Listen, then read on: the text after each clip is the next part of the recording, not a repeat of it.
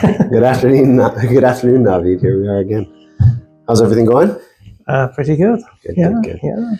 So what we're going to do here today, we're going to go through what you might call an adapted Ruhi circle sort of idea, which is a Baha'i study program. Basically, we're just going to go through a quote, and then we've got a couple of prompts or questions that follow that quote, and we'll just kind of kick the idea back and forth until it runs its course, and then we'll move on to the next question. And we'll just go through it like that pretty easily. And so the topic today is basically the intersection between mind and peace. So without further ado, let's dive right into this first quote. So this is from Abdu'l-Bahá, The Soul, Mind, and Spirit. There is, however, a faculty in man which unfolds to his vision the secrets of existence. It gives him a power whereby he may investigate the reality of every object. That's the power of mind. So, what is this quote saying in regards to the human mind? It's an interesting quote, Evan. The Baha'i Faith teaches that there is a harmony, or there is a harmony between science and religion. This principle, the unity of science and religion, is one of the cornerstone of the Baha'i Faith. Mm-hmm. It's basically about the idea that true science and true religion cannot conflict. Mm-hmm. In that, or if I have to conceive it differently or state it differently, it's about the idea that religion without science would degenerate into fanaticism or superstition. And science without religion would be merely the instrument of crude materialism, right. That kind of an analogy. And so the Baha'i discourse takes up the modern finding of psychology that there is an interrelationship or an between or among thought, mind, and the reality of human beings. Mm-hmm. In that thought patterns can affect us both in positive and negative ways. Mm-hmm. And the reason that I say this is because I'm going back to Shoghi Effendi, the guardian of the Baha'i Faith and one of the authorized expounders of Baha'u'llah's teaching, in endorsing this relationship between thought patterns, mind, and reality of human beings.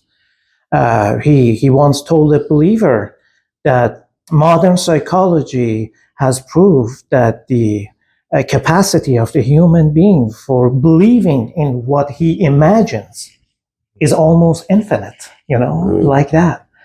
So the Baha'i discourse endorses that modern conception of psychology, that there is an interrelationship here between what we imagine, what we think, and the infinite possibilities here, And that's because, according to the Baha'i Faith, and I'm thinking about Abdu'l-Bahá, who once wrote, the reality of man is his thought, not his material being, or not his material body. Exactly like that. The reality of man is his thought, not his material body. And I think the thoughts do actually have a physiological outcome. Right? Yeah, like somebody who thinks in a healthy way tends to be more healthy just in general.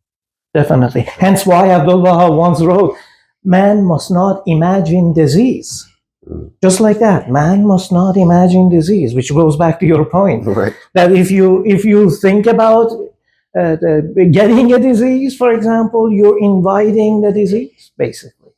Yeah, like prepares your body to receive the illness. Right? Yes, exactly. Exactly. Yeah, it's kind of like that adage that if you think you can, you're right, and if you think you can't, you're also right. Yeah, very much. Yeah. Very much. Okay, our second question. Man must turn away from ideas which degrade the human soul, so that day by day and hour by hour, he may advance upward and higher to spiritual perception of the continuity of the human reality. It's from Abdu'l-Bahá, Divine Philosophy. So, first question here: what is meant by ideas that degrade the human soul? What is meant by the ideas that degrade the human soul? I mean, we just talked about an idea that degrades the physical body. Sure. We're just thinking of illness. Yeah. I'm just in one of his major works. He published it, or it was published in 1922. It's called The Promulgation of Universal Peace. Abdu'l-Bahá writes there that the important factor in human development is the mind. You know, the important factor in human development is the mind. So it means we are refrained from engaging in ideas that degrade us, that takes us to abasement. For example, Abdu'l-Bahá elsewhere wrote, aside from the quote I gave you, man must not imagine disease. What is it? What is the quote? He wrote once that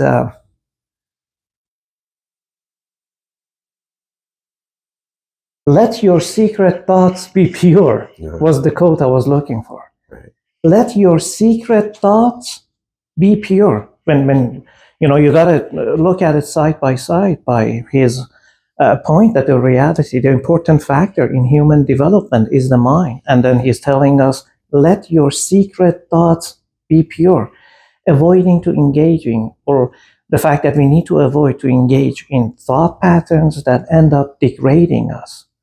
And the most degrading of ideas or thought patterns are those that foster or enable tension, conflict, and warfare. Hence why Abdu'l-Bahá once wrote that, talking about this idea, that there is nothing more heartbreaking and terrible than an outburst of human savagery.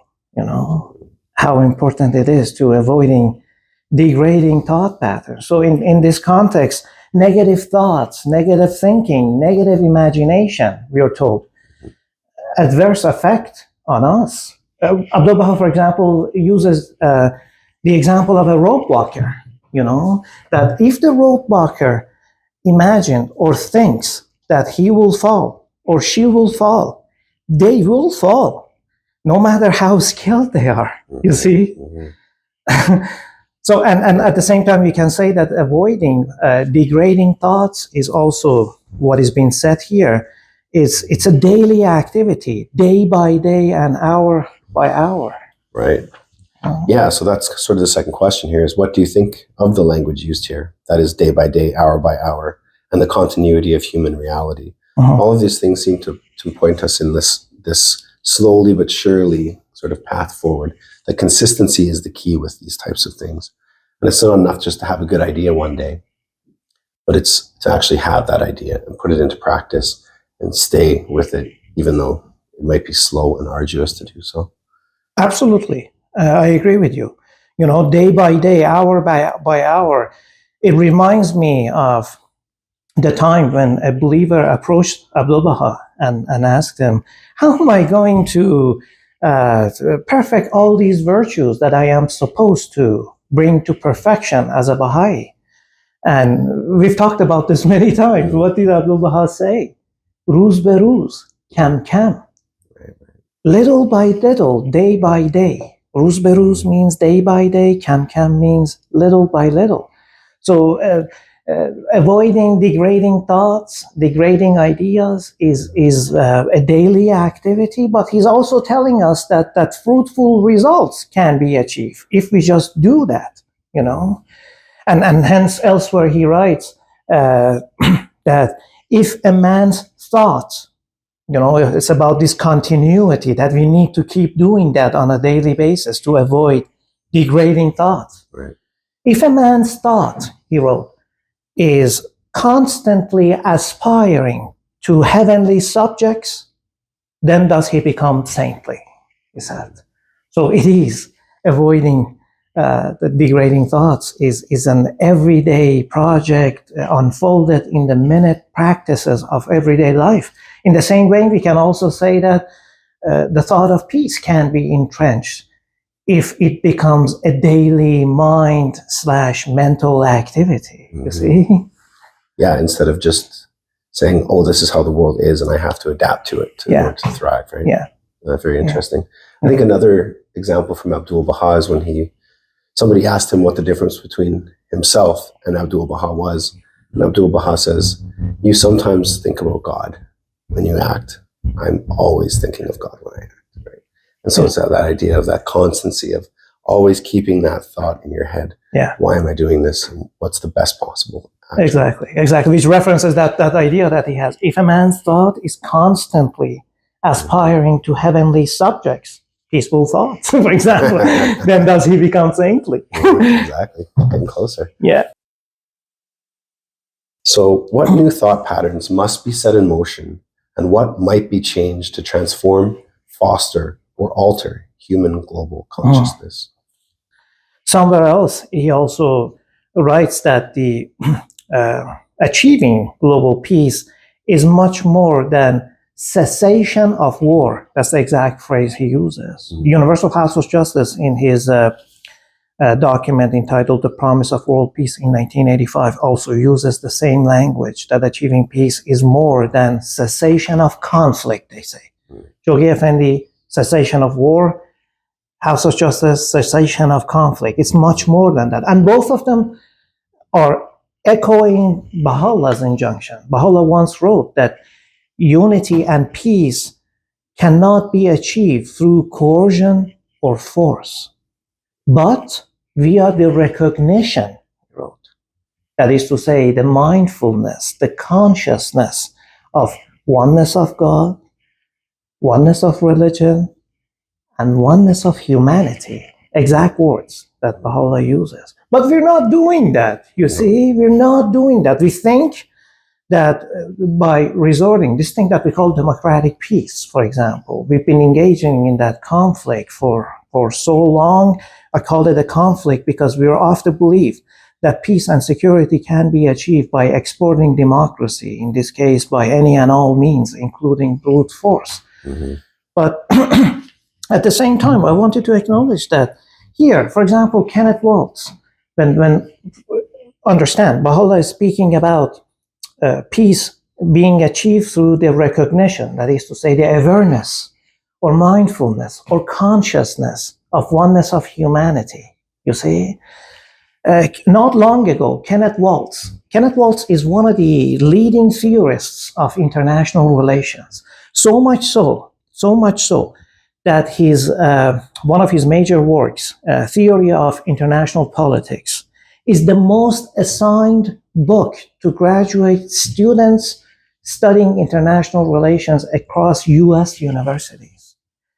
He's the man who wrote, with many sovereign states, with no enforceable laws among them, conflict leading to war is bound to occur. But he's also telling us something else. He wrote in another major work, Man, the State and War. It's the title of that book. If we are to have peace, he wrote, if we are to have peace, we need to give loyalty to a larger group. Exactly his words. And before we learn to give loyalty to a larger group, we need to create that thing to which we must be loyal to. You see? And but Baha'u'llah has done that. We need to be loyal to humanity, to the human race. That one indeed, Baha'u'llah wrote, that one indeed is a man who today dedicated himself to the service of the entire human race. And it's all a thought process. How is a thought process? Abdu'l-Bahá once wrote about it. Every imperfect soul, he wrote, is self-centered and only thinks about his self-interest. But as his thought expands a little, he begins to think about the welfare of his own family. Yet again, if the thought expands a little bit more, he begins to think about the welfare of his fellow citizens or member of his race or land. But, he says, when thoughts reach the utmost stage of growth and perfection, he will end up thinking about the welfare of his own kind. That is to say, the entire human race and all lands. This is indicative of perfection.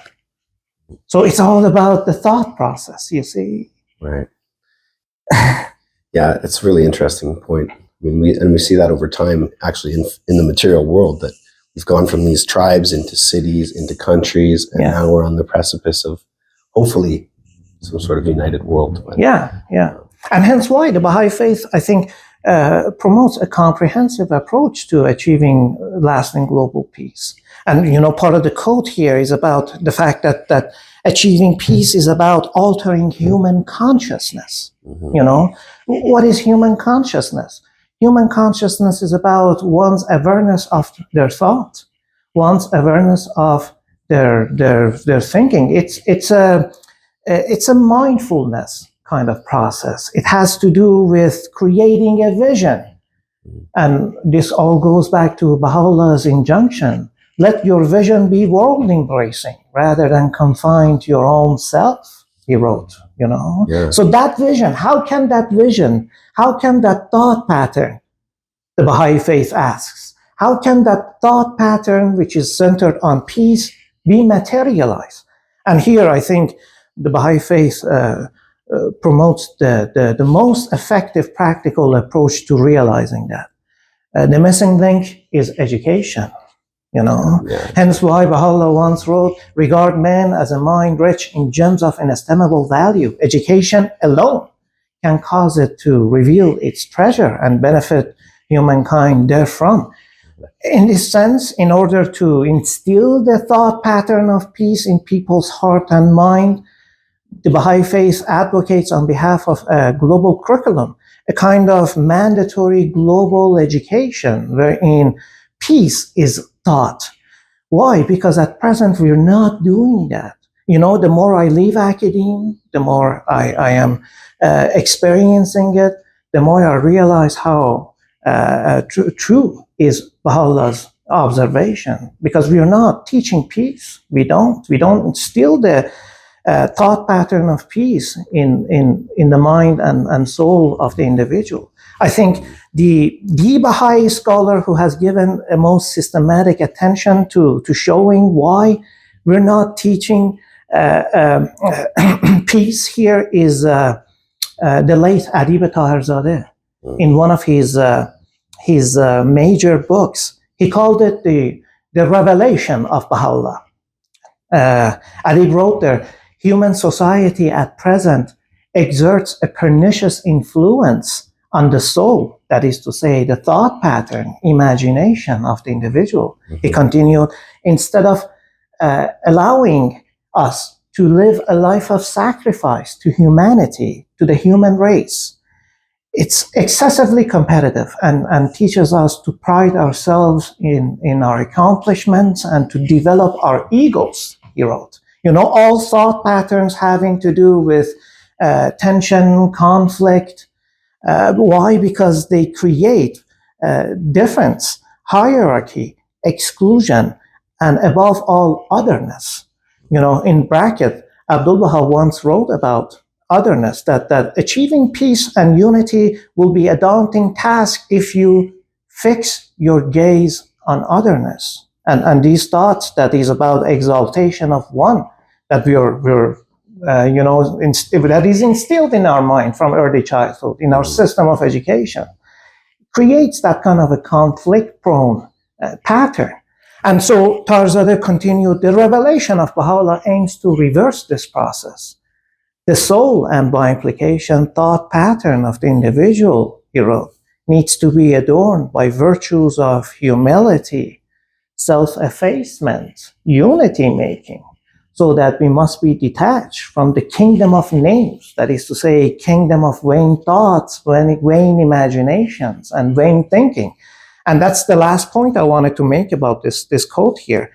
If we can instill that kind of a thought process that is prone to peace in the mind of a single individual, according to the Baha'i Faith, that will bring forth tremendous results.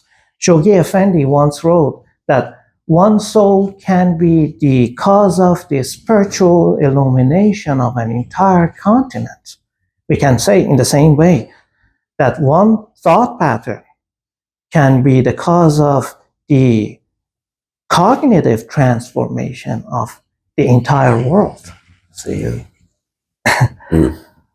Interesting. Wow, that's really good, Navid. This is from Abdu'l-Bahá, his collection Paris Talks. Thoughts of love are constructive of brotherhood, peace, friendship, and happiness. If you desire with all your heart friendship with every race on earth, your thought, spiritual and positive, will spread. It will become the desire of others, growing stronger and stronger, until it reaches the minds of all men. Thoughts of war bring destruction to all harmony, well-being, restfulness, and content. So there are two elements at play here. It seems thoughts and love. Abdu'l-Bahá seems to be suggesting that there is a snowball effect, that the more we have thoughts of love, the more the loving thoughts will spread and gain strength. So from your perspective, what is the relationship among love, thoughts, and peace? Well, in the Baha'i discourse, Evan, love is considered as the groundwork upon which peace is sustained and created. The reason that I say this is because once Abdu'l-Bahá wrote, the foundation of peace is love. And there is no more potent power than the power of love, he immediately continued. So here, love, or the power of love, or love as power, is understood in the Baha'i Faith as the foundation upon which peace can be understood and developed. In this sense, right now, we do not do this. Right now, we understand power as this thing that merely dominates and exploits, you know. It simply represses and destructs. It doesn't do anything positive. But the Baha'i Faith stresses the productive aspect of power. Its capacity to produce harmony, produce unity, produce new types of knowledge. And above all, the power of love for producing peace is, or by way of transforming human consciousness, you know. I think once you look at it, when I say here, power is understood in that productive aspect, because in the Baha'i Faith, power or love is understood as the opposite of force. You see, love understood as the opposite of force. Why do I say this? Part of the reasoning in the Baha'i Writings is that force will end up losing its dominance as we advance further in time. Hence why once when Abdu'l-Bahá was articulating the important role in which women play for bringing about universal peace, he wrote, force is losing its dominance. And the mental alertness, you see, the mental alertness and the spiritual quality of love and service that woman is strong will end up gaining dominancy, you see. So that power, mental alertness, and the capacity to bring about peace. I think the greatest power, or one of the greatest power of love, is the ability, or its ability, to transform our mind, to transform our thinking. Hence why in the same, I see that the quote is from Abdu'l-Bahá's Paris Talks. Abdu'l-Bahá was in Paris in 1911, from October to December of that year, and he gave a series of talks. So in one of those talks, he also speaks about the power of love and its capacity to transform human mind, in this case, toward peace. Right. I charge you all, he told the audience, I charge you all to concentrate all your thoughts on peace and unity. When a thought of war comes, and we've talked about this many times, when a thought of war comes, oppose it by a stronger thought of peace. The thought of hatred must be destroyed by a more powerful thought of love. And that's because in the in the Baha'i discourse, there is an association between the power of love, peace building, and the fact that we need to be positive, which is part of the quote here, spiritual and positive. If you think about friendship, then your thoughts spiritual and positive. So positive thinking has always, or has everything to do with peaceful thinking. To focus always on the good and forget the bad, Abdu'l-Bahá, for example, once wrote. You know, John S. Lamont quotes Abdu'l-Bahá in Baha'u'llah and the New Era. To always look at the good and forget the bad. Be firm in thy hope, Abdu'l-Bahá said. You know, be firm in thy hope. So the capacity of human beings, their mind, and positive thinking and peace, really, there is an intersection here. They go hand in hand. Yeah, it reminds me of Abdu'l-Bahā's statement that if a person has, 9 good qualities and 1 bad one, focus on the 9 good ones. And if he has 9 bad qualities and 1 good one, focus on the 1 good one. Yeah, that's a good one. That's a good rule one to have for sure. Yeah. Well, that's really interesting. Well, did you have any other thoughts before we wrap up here, Navid? Yeah, I think we covered quite a lot of ground on the intersection of mind, thought, and peace. Absolutely. Yeah. Well, I really hope that to anybody who's listening to this talk, that it inspires you to think of peaceful things too, and hopefully we'll get that snowball effect that we came across here in the third quote, and we'll go from there. Wonderful. Well, thanks a lot, Navid. Yeah, thank you. Until next time.